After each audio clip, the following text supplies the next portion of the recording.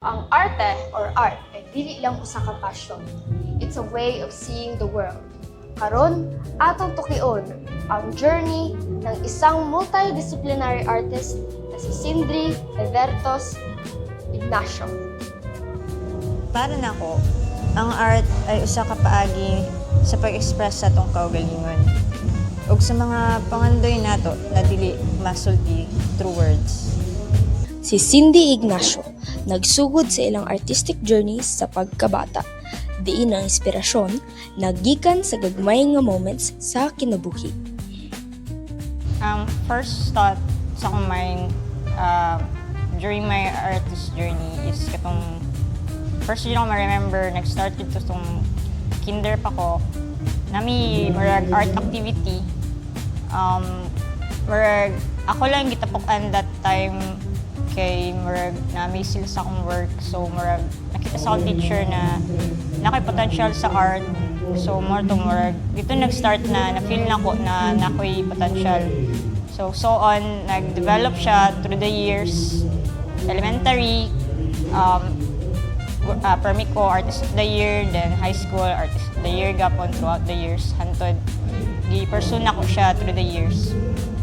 Ang passion nako sa art na ang roots yun niya is kanang from my kanaganing pure na innocence na happiness.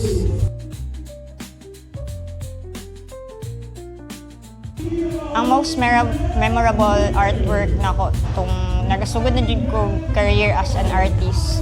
Katong first exhibit nako kay ballpen art siya na realistic na durian. Kaya mura siya entry na ako through the art community. Itong first na ko exhibit sa Davao Museo. Art group siya na exhibit.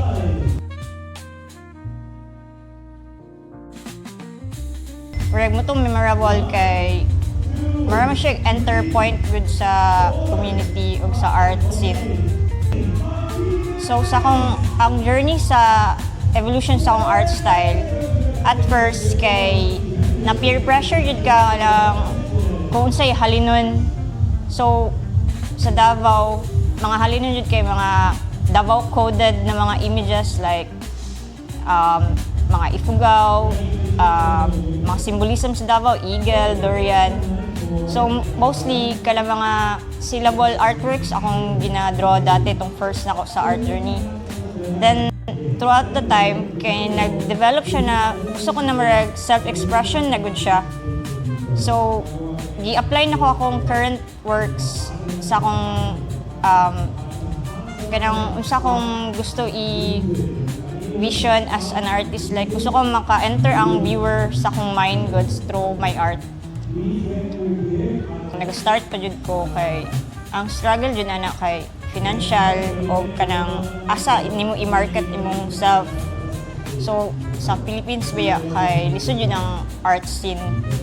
So kanang dira jud ka mag-struggle sa financial o sa market, pero ang way lang jud ana is maging consistent lang jud ka hantod sa ma-achieve nimo imong goal.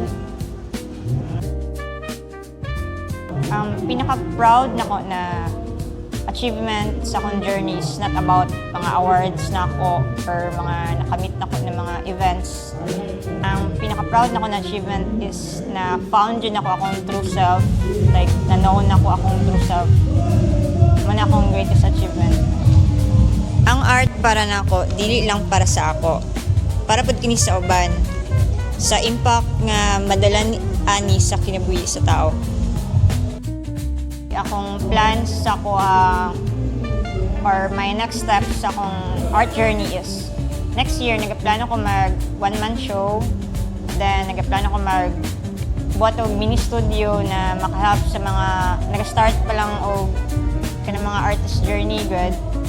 Hopefully makabuhat og studio na tattoo shop, then mag-upgrade sa akong mga art merchandise.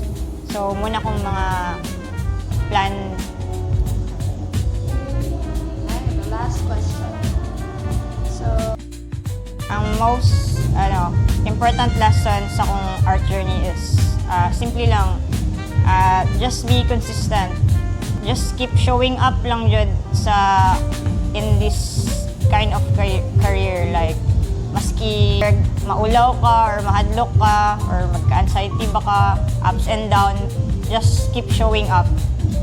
Then, never lose your flames na jud, like keep the spark going lang jud siya.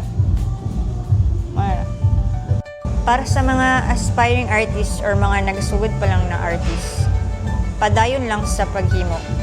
Ang atong journey ang nagadala sa meaning sa atong mga arts ug uban pa.